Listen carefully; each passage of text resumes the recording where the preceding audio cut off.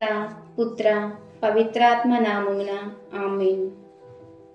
ప్రియమైన సహోదరి సహోదరులారా, జ్ఞానవాణి ప్రేక్షకులారా, మీ అందరికీ శుభోదయం.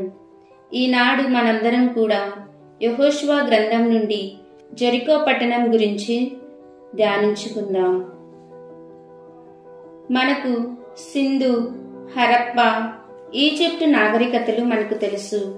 కానీ ఇప్పుడు మనం తెలుసుకొనబోయే నగరం వాటన్నింటికంటే పురాతనమైన నగరంగా పేరొందింది. భూమిపై తొలి నగరం ఇదే అని చరిత్రకారులు చెబుతున్నారు. పాలస్తీనా దేశంలో వెస్ట్ బ్యాంక్లో జెరికో అనే ప్రాచీన నగరం ఉంది. ఈ నగరం అత్యంత పురాతనమైనది. అందువల్ల ఇది పూర్తిగా శిథిలావస్థలో ఉంది. ప్రపంచంలో ఎక్కువ కాలం మనుషులు జీవించిన నగరంగా ఇది గుర్తింపు పొందింది. ఈ నగరం చుట్టూ నీటి వనరులు ఉన్నాయి.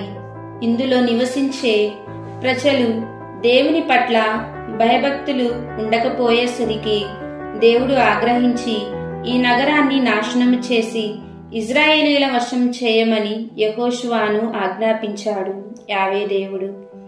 దీన్నే జెరికో యుద్ధంగా చెబుతున్నారు. ఇది 10,000 సంవత్సరాల క్రిందట జరిగిందని మనకు శాస్త్రాలు తెలియజేస్తున్నాయి. ఆ సమయంలో యెహోషువ అతని సైనికులు బలమైన ఆయుధాలు ఉపయోగించి 7 రోజులలో నగరాన్ని నేలమట్టం చేశారు. జెరికోను చాలా జాగ్రత్తగా కోటలు, బురుజులతో నిర్మించుకున్నారు. లోపల కొన్ని నెలల పాటు, సంవత్సరాల పాటు నిల్వ ఉండే ఆహారం, నీరును భద్రపరుచుకునే విధంగా భారీగా నగరాన్ని నిర్మించుకున్నారు. ఈ ఆధునిక యుగంతో అత్యంత శక్తివంతమైన ఆయుధాలు ఉన్న రష్యా, ఉక్రెయిన్ ఈ దేశాన్ని ఓడించడానికి కొన్ని నెలలుగా ప్రయత్నిస్తుండగా వారి ప్రయత్నం విఫలమైనది.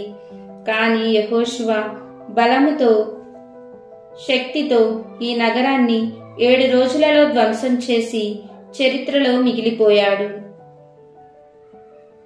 1868లో చార్లెస్ వార్నెన్ బృందం తొలిసారి ఇక్కడ త్రవ్వకాలు జరిపింది. ఇందుకు పాలస్తీనా అన్వేషణ నిధిని ఉపయోగించారు. ఇక్కడ ప్రత్యేకమైన నీటి ఊట ఉంది. అక్కడ భూమిలో నుంచి నీరు పైకి ఉబికి వస్తుంది. దీన్ని ఎలీషా స్ప్రింగ్ అని అంటారు. ఈ స్ప్రింగ్ కి ఆ పేరు పెట్టడానికి బైబిల్లో మరో కథ ఉంది. ఎలీషాకు ఉన్న అనారోగ్య సమస్యలు ఈ నీటి ఊట నుంచి వచ్చే నీరు త్రాగటంతో తగ్గిపోయాయి. అందుకే ఆమె పేరే దీనికి పెట్టారని చెబుతున్నారు. జెరికో నగరంలో త్రవ్వకాలు జరిపి 17 గోడల్ని గుర్తించారు. జెరికో పట్టణం ద్వారా మనం ఏం నేర్చుకుంటున్నామంటే, మొదటిగా దేవుని ఆజ్ఞలను పాటించాలని, దేవుని ఆజ్ఞలను పాటించడం ద్వారా ఎలాంటి శత్రువునైనా ఎదుర్కొనే శక్తి, ధైర్యాన్ని, బలాన్ని దేవుడు మనకి ఇస్తాడని. మూడవది, దేవునితో ఉంటే అసాధ్య కార్యాలు సుసాధ్యం అవుతాయని మనం నేర్చుకున్నాము. కాబట్టి అటువంటి బలాన్ని, శక్తిని